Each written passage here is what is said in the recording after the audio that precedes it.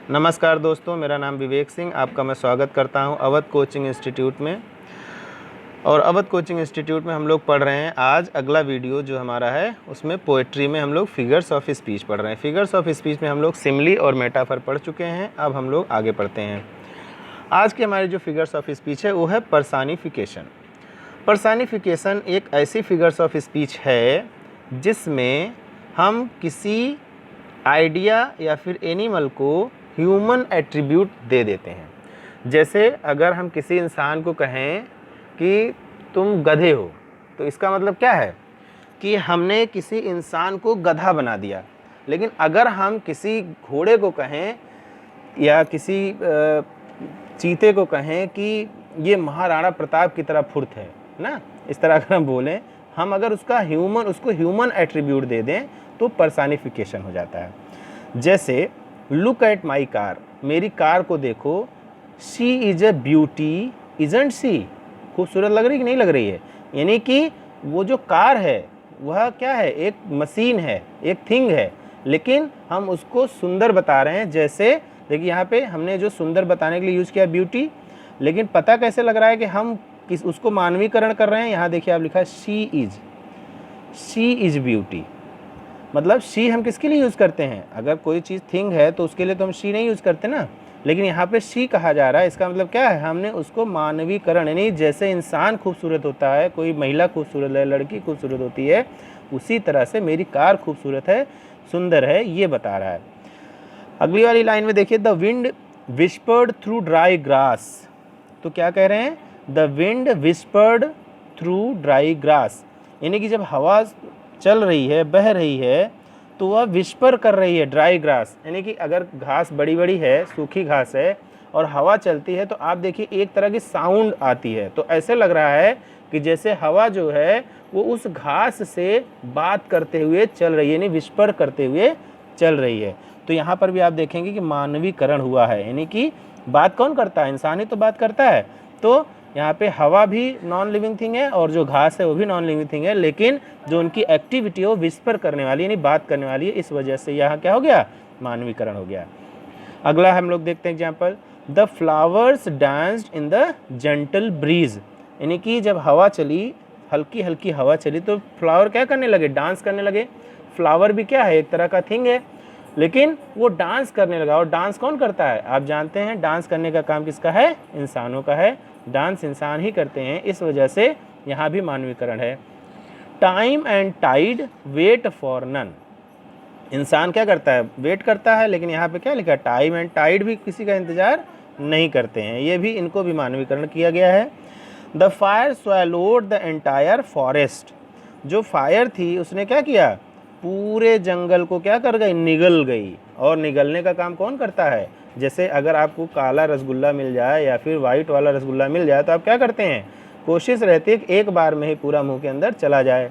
तो कुछ मुंह में पानी आ रहा होगा तो उसको आप कंट्रोल कर लीजिए। लेकिन यहाँ पे क्या है, जो जंगल है उसने क्या किया, जंगल को आग ने क्या किया, पूरा तरह निगल लिया। यानी कि जिस तरह हम लोग रसगुल्ला निगल जाते हैं, उसी तरह से जंगल की आग ने जंगल को निगल लिया। तो यहाँ पर भी मानवीकरण हो रहा है। तो जब हम किसी चीज़ में ऑब्जेक्ट देखें, कोई ऑब्जेक्ट हो, कोई एनिमल हो, और उसकी तुलना की जाए किससे, जिससे वो इंसान है, वो इंसान बन गया है, मानवीकरण हो गया है, तो वहाँ पे पर्सनिफिकेशन हो जाता है। अगली फिगर्स ऑफ स्पीच हम लोग पढ़ते हैं, वो है हमारी अपस्ट्रॉफी। तो आप ध्यान दीजिएगा, अपस्ट्रॉफी है। अपस्ट्रॉफी क्या होती है, it is a figure of speech whose force lies in addressing a dead person. तो इस फिगर स्पीच में क्या होता है कि हम जो है, जो भी फोर्स लगाते हैं वो लगाते हैं किसी डेड पर्सन को एड्रेस करने के लिए। एड्रेस करना मतलब उसको बुलाना, उसको याद करना, उसको संबोधित करना, ये चीज़ें हो गई एड्रेस करना। या फिर किसी एनिमल को, एन एनिमल, अ थिंग, एक किसी वस्तु को, या फिर कोई ऑब्स्ट्रैक्ट क्वालिटी हो। अब्स्ट्रैक्ट क्वालिटी क्या होती है, जो चीज़ हमें दिखाई ना दे, जिसको हम सिर्फ महसूस कर पाएँ, और हम उसको कभी कभी बुलाते हैं। या फिर किसी आइडिया को हम एड्रेस करते हैं, और ऐसे एड्रेस करते हैं जैसे कि वो जिंदा है, ऐसा। अब देखिए इसके पहले क्या था, पर्सनिफिकेशन, यानी उसमें ह्यूमन बीइंग की क्वालिटी आ जाएगी, लेकिन अब जो हो रहा है उसमें अलाइव हो जाएंगी ये चीज़ें, अलाइव हो जाएंगे और हम उनको एड्रेस करेंगे। Present and capable of understanding, इस तरह से प्रस्तुत करेंगे जैसे कि हम उनको समझ रहे हैं और उनके बारे में हम बात कर रहे हैं। जैसे O death, O death where is thy sting, तुम बताओ कि उसकी स्टिंग कहाँ है ना। हम डेथ से पूछ रहे हैं कि जो, जैसे क्या होता है जब आपको देखे होंगे ततैया पीली वाली जो होती है वो काटती है ना, तो उसकी स्टिंग होती है, स्टिंग जिससे वो काटती है। तो अब ये जो आदमी है वो डेथ से पूछ रहा है, क्या डेथ हमें दिखाई देती है? डेथ तो एक आइडिया है कि हाँ ऐसा होता है, इंसान की सांस बंद हो जाती है, वो मर जाता है। लेकिन डेथ को अलाइव कर दिया और उससे पूछ रहा है, कोई व्यक्ति है जो पूछ रहा है कि तुम्हारी स्टिंग कहाँ है, मतलब जिससे तुम लोगों की जान लेते हो वो स्टिंग तुम्हारी कहाँ है, ये बताओ। इसी तरह O grave where is the victory ना, तो जब पूरी चारों तरफ सन्नाटा फैल गया है, चारों तरफ दुख ही दुख है, तो विक्ट्री कहाँ है, ये पूछा जा रहा है। Life no not what thou art ना, O judgement thou art fled to brutish beast.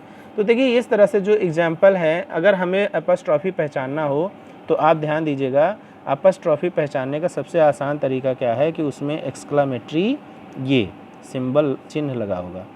क्योंकि हम जब बात करते हैं किसी ऐसी चीज़ से जो क्या है, डेथ है या उसमें जान नहीं है, लेकिन हम उससे बात कर रहे हैं कैसे, जैसे कि उसमें जान है। जैसे डेथ से बात करना, ग्रेव से बात करना, लाइफ से, लाइफ क्या है, लाइफ इज एन आइडिया। वो जजमेंट, कोई जजमेंट हो गया, उसके बारे में हम क्या बात करें। तो अगर इन तरह की चीज़ें हैं और उसमें एक्सक्लामेटरी मार्क लगा हुआ है तो आप जान लेना कि वहाँ पे अपॉस्ट्रॉफी फिगर ऑफ स्पीच है। दोस्तों अगली फिगर ऑफ स्पीच हम लोग पढ़ते हैं ऑक्सीमोरन। ऑक्सीमोरन क्या है, सबसे पहले हम इसकी डेफिनेशन देखते हैं। Oxymoron is a figure of speech in which two opposite ideas are joined to create an effect. यानी कि दो अपोजिट आइडिया होगी। दो अपोजिट आइडिया मतलब जैसे धरती आसमान ना, तो धरती ज़मीन है, आसमान ऊपर है, तो दो अपोजिट चीज़ें हो गई। अब आइडियाज़ अपोजिट होंगी, अब उसको आगे हम लोग डिस्कस करते हैं। Are joint to create effect, और वो जॉइंट हो जाती हैं, आपस में मिल जाती हैं। धरती आकाश का एक हो जाना क्या होता है, एक तरह का नया इफेक्ट क्रिएट करता है। अगर हम लोग बात करें कि धरती और आसमान इकट्ठे हो गए तो क्या होगा, हमें लगेगा कि एक नए तरह का इफेक्ट आ रहा है। इसी तरह से दो अलग अलग आइडियाज़ क्या होते हैं, आपस में मिलते हैं और दोनों आपस में अपोजिट ही होते हैं, फिर भी एक नया इफेक्ट क्रिएट करते हैं। इफेक्ट मतलब प्रभाव।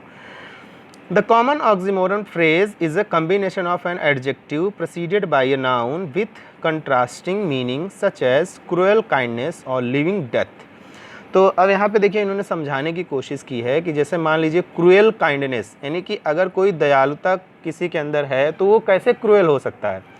अगर कोई लिव है, लाइव है, जिंदा है, तो वो डेथ कैसे हो सकता है। तो इस तरह से देखिए अब एग्जाम्पल में जब हम समझने की कोशिश करेंगे तो ये ऑक्सीमोरन ज़्यादा समझ में आएगा।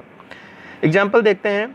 लव गिव्स स्वीट पेन, यानी कि जो लव होता है, जो व्यक्ति लव करता है उससे स्वीट पेन होता है। स्वीट पेन मतलब मीठा दर्द। तो अब आप भाई जो प्रेम किया वो जानता होगा, नहीं प्रेम किया है तो मैं आपको बताना चाहता हूँ। जैसे देखिए आप कहीं हो और आपको किसी का इंतज़ार हो, चाहे वो आपका दोस्त हो, चाहे आपके मम्मी पापा कहीं बाहर रहते हैं वो हो, चाहे जो हो, तो जब हमें ऐसा लगता है ना कि वो अब आने वाले हैं तो हमारे अंदर जो एक भावना आती है कि अब हम उनसे मिलेंगे, वो हमारे लिए शर्ट लाएंगे, वो हमारे लिए पैंट लाएंगे, हमारे लिए मोबाइल लाएंगे, जो भी चीज़ें आपकी इच्छा है लाने की उनसे आपने कहा हुआ और वो ले आएंगे, हम उनसे मिलेंगे। तो आपके अंदर एक अजीब तरह का पेन भी होता है और उसी को कहते हैं sweet pen.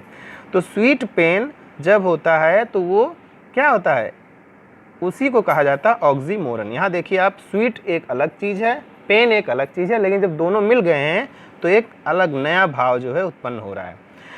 He is a wisest fool in our group, यानी कि कोई बहुत बुद्धिमान भी है और मूर्ख भी है ना।